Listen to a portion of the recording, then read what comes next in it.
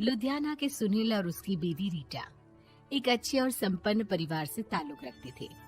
एक दिन रीटा की भाभी उसके घर आती है। रीटा, तुझे तो पता है तेरा भाई कुछ नहीं करता, ऊपर से 2 बच्चों की जिम्मेदारी, बेटी भी बड़ी हो गई है। तू तो बुआ है, कुछ मदद कर सकती है तो कर देना। कहाँ पैसे हैं भाभी, बस समझ लो किसी तरह हम लोग भी दिन काट रहे हैं। 2 ही तो कार है और मेरी बेटी भी बड़ी हो रही है। अब उसके लिए कार लेनी है तो 10 लाख का खर्चा तो लग ही जाएगा। तभी वहाँ सुनील आ जाता है। अरे शशि, क्या है, तू हमेशा पैसों के लिए परेशान क्यों रहती है?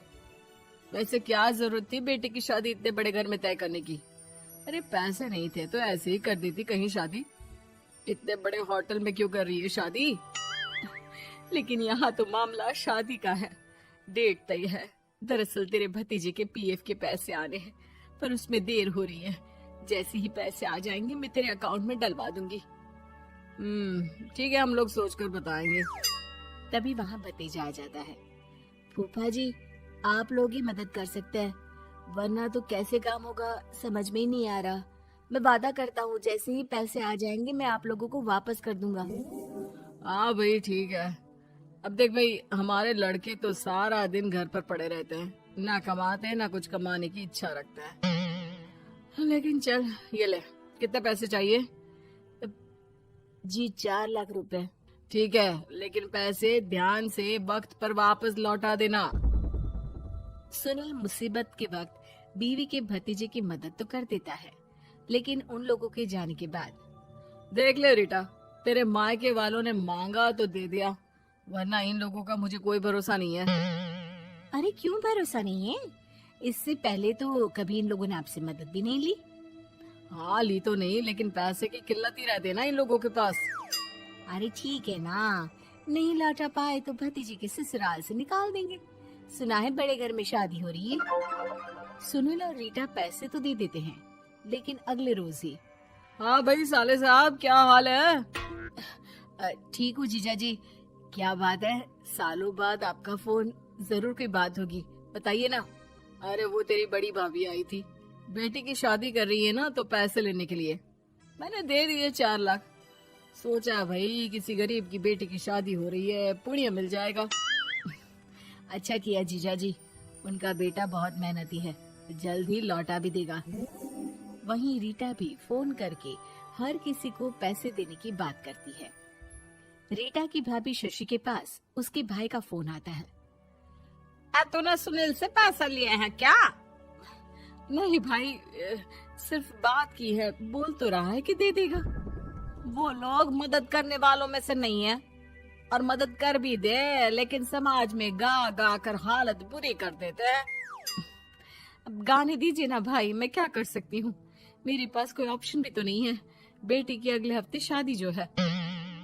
शशि की बेटी की शादी हो जाती है, लेकिन शादी के 1 महीने बाद ही सुनील का फोन भतीजे के पास आता है।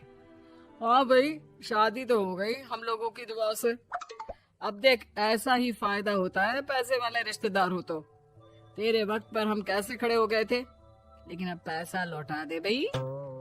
जी, मैंने पीएफ के लिए अप्लाई कर दिया था, उसकी नोटिफिकेशंस मैं आपको भी भेज देता हूँ।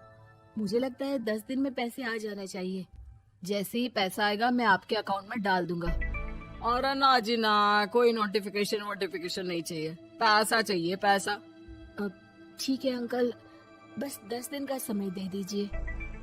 अभी हफ्ता भी पूरा नहीं होता कि भतीजे के पास उसके गांव के दूर के चाचा का फोन आता है। अरे बेटा, क्या बात है, सुनील के कोई पैसे ले रखे हैं तो दे क्यों नहीं देता? हाँ चाचा जी, बात तो हुई थी, 10 दिन का वक्त मांगा है, उम्मीद है हो ही जाएगा। अरे फोन कर रहा है, रोज बता रहा था कि बेटी की शादी में मदद की थी। अब क्या है ना, भले ही शादी 10 दिन रोक देते, लेकिन सुनील से मदद नहीं लेनी चाहिए थी। याद है ना, मधु की मदद करके कितना बदनाम कर दिया था उसने पूरे घर को सोसाइटी में। हाँ चाचा जी, मैं भी यही सोच रहा था कि उन लोगों से मदद नहीं लेनी चाहिए थी। कई लोगों के फोन आ चुके हैं। वहीं रीटा अपनी भाभी को फोन कर देती है। क्या है भाभी, कब पैसे लौटाओगी? पता है ना ये कितना बोल रहे थे, तुम्हारे बोलने पर मैंने पैसे दिए हैं। भाभी अब तो आपके बेटे की कार बेच दो और हम लोगों के पैसे दे दो। अरे लेकिन रीटा, बात तो 3 महीने की हुई थी ना, अभी तो 2 महीने भी नहीं हुए पैसा लिए, थोड़ा तो सब्र करो। नहीं नहीं भाभी, वैसे मेरा बेटा टिक्कू आ रहा है आप लोगों के घर रहने के लिए, उसको अच्छे से खिलाना पिलाना, समझी? भाभी को समझ में नहीं आता कि वो क्या करे। वो बेटे से बात करती है। अरे माँ, इन लोगों से मदद लेकर सच में बहुत बड़ी गलती कर दी। मुझे खुद समझ में नहीं आता कि कैसे इन लोगों के पैसे जल्द से जल्द दे दूं। तभी डोरबेल बजती है और रीटा का बेटा टिक्कू घर में आता है। आओ बेटा, मामी के घर पहली बार आए हो रहने? आप पापा बोल रहे थे कि आप लोग पैसे का ब्याज तो दे नहीं पाओगे, तो तब तक मैं यहीं रह लूं। और हाँ, मैं एसी के बिना नहीं सो पाता। आप लोग अपना देख लेना और पैसे जल्दी लौटा देना, क्योंकि मैं थोड़ा जल्दी जाना चाहता हूँ। रीटा का फोन शशि के पास आता है। भाभी, पैसे कब तक दोगे? बेटे की विदाई के बाद शशि के घर का माहौल बिल्कुल बदल जाता है। वो हर वक्त बेटे से उसके पीएफ के पैसे पूछती, और पीएफ यानी कि सरकारी काम। आजकल में पूरा 1 महीना और बीत जाता है। भाभी, मैं और ये अमेरिका जा रहे हैं, घूमने के लिए पैसों की बहुत जरूरत है।